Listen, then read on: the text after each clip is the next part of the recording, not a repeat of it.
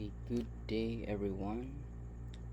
We will have the fifth module, which is entitled Communication in Multicultural Contexts.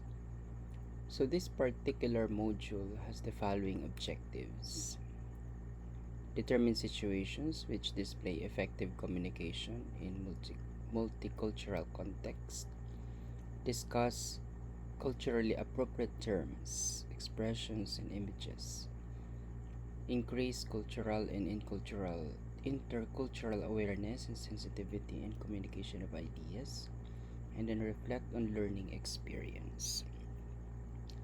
Now, for the warm up activity, I hope you have already written 5 key terms and phrases which has something to do with multiculturalism, so that we can at least have an overview of what you have understand of this word as our primary word in this lesson. Now, part 3 of this module is again the self audit, so that you can examine yourself as to your communicative competence in as much as multiculturalism is concerned. If you are done, you may just check your total score and then interpret it using the table. Now, with the emergence of a global society, the academic and professional environments have become multicultural. When we speak of multicultural, it has a vast idea of multi linguistic adaptations.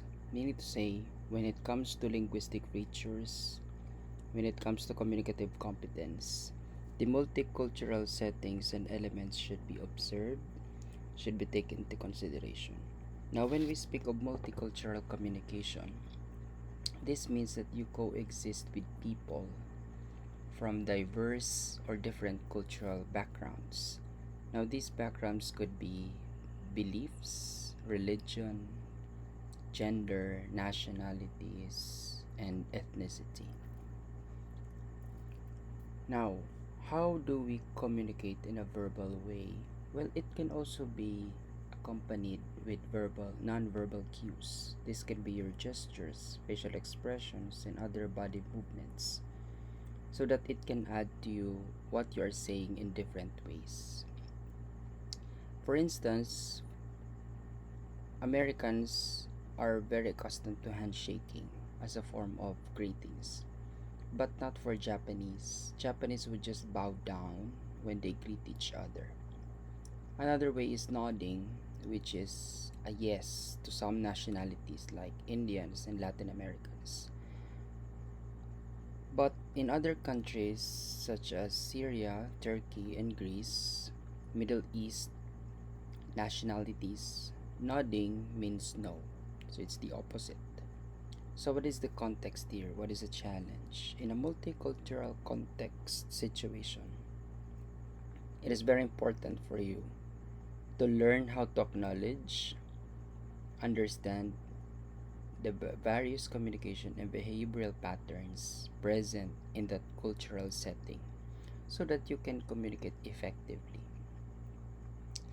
Now, according to Ben and Bennett in the year 2004, they have established a model of intercultural sensitivity. We call that the MIXIS, which has 6 stages, and these are the following.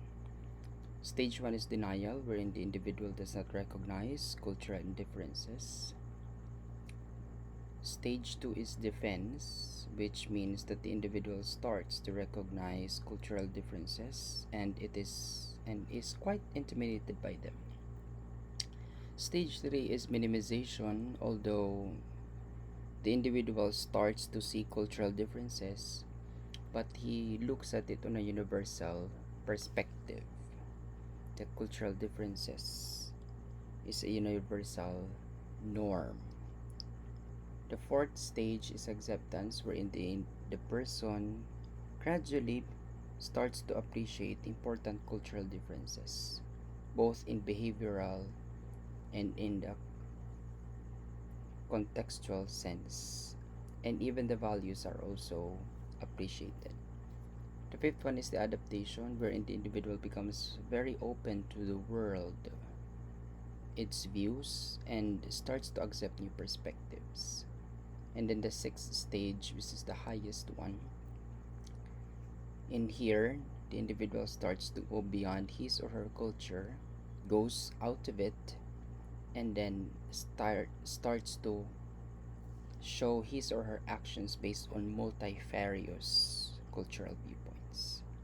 So there is already the language contact, the influence which the individual starts to display. Now, once you have understood these stages, you may utilize a model which will help you: one, to recognize different communication behaviors; two, is to take into account what can influence these types of behaviors; and then analyze differences between linguistic and cultural communities. When you're able to assimilate these six stages, these three benefits will come in your way as you engage in multicultural and contextual linguistic situations.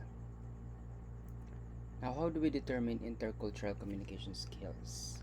How will you know if you have these skills?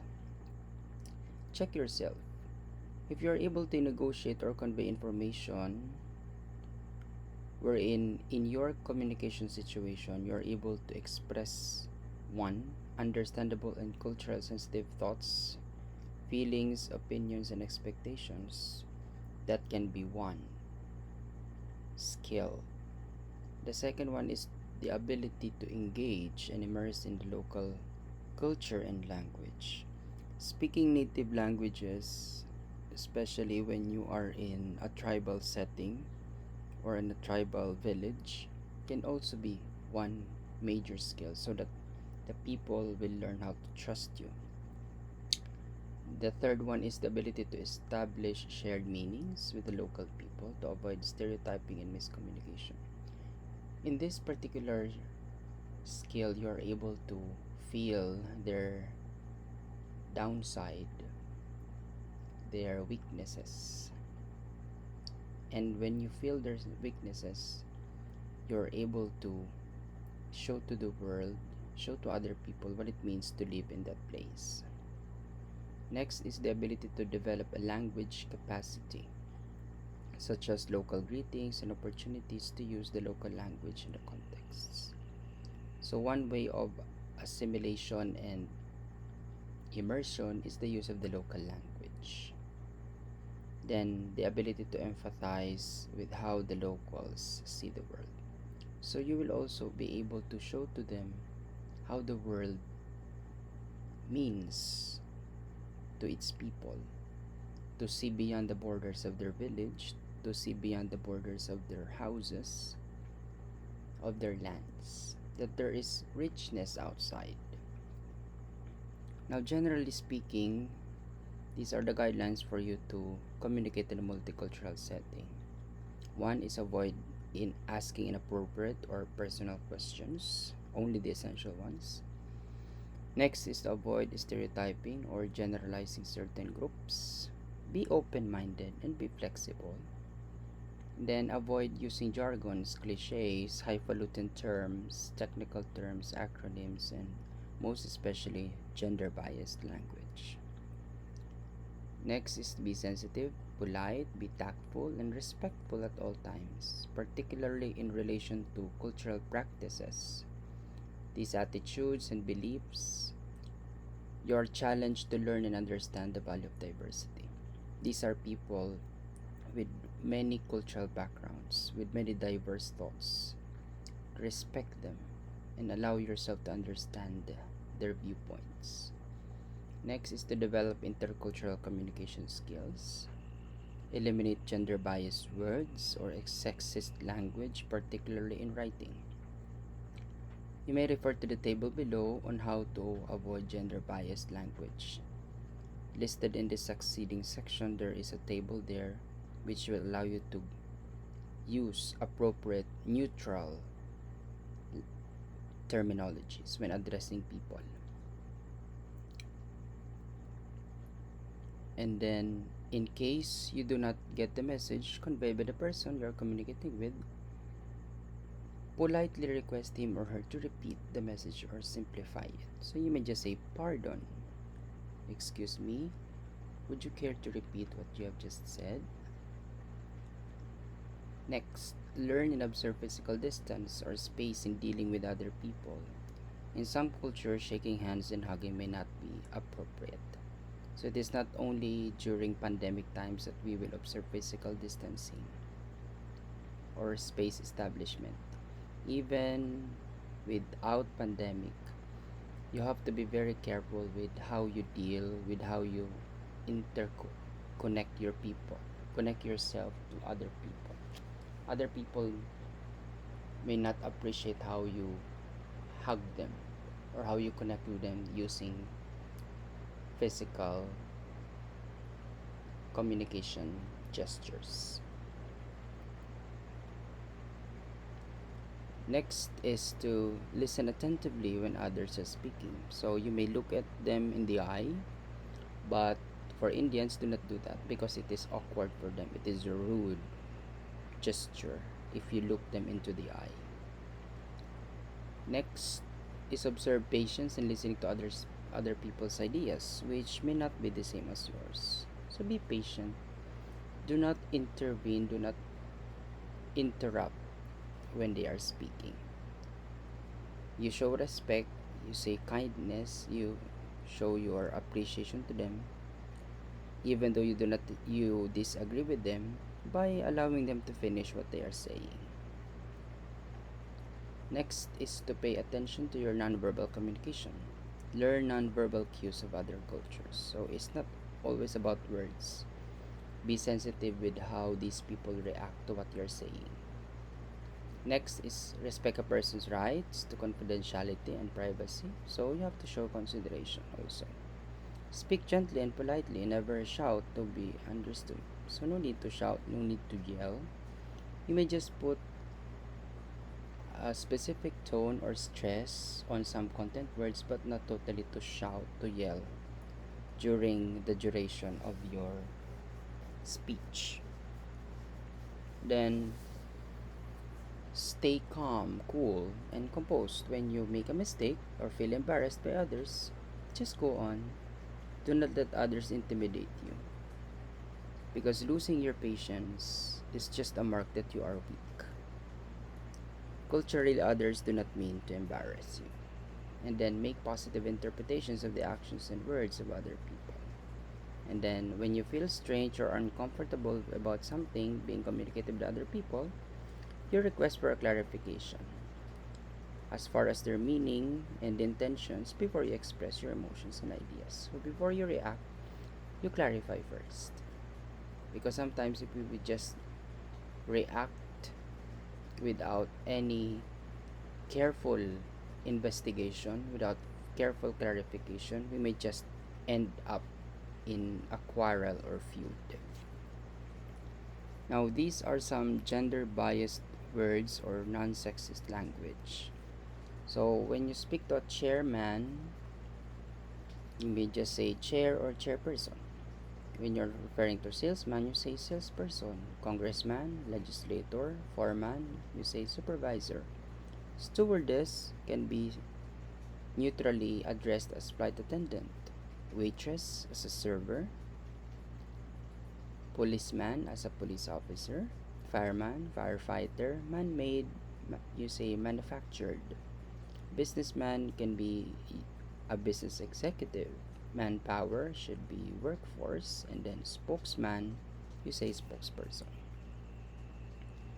Now, here are some practical ways on how to avoid gender biased language. So, you substitute gender biased pronouns with articles or determiners.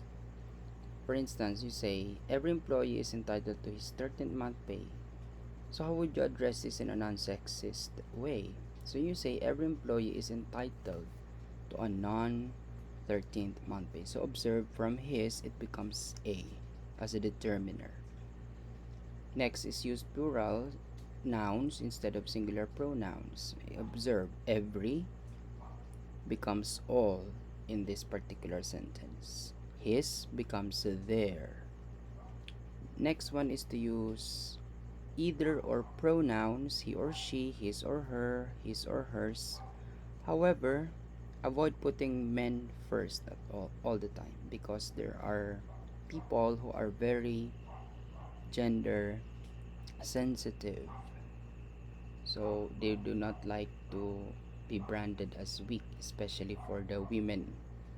Those women who are campaigning for gender equality. So, for instance, every applicant must fill out his own application form. Let me just say his or her. And then you use second person pronoun, you, your, over a third person pronoun, he or she.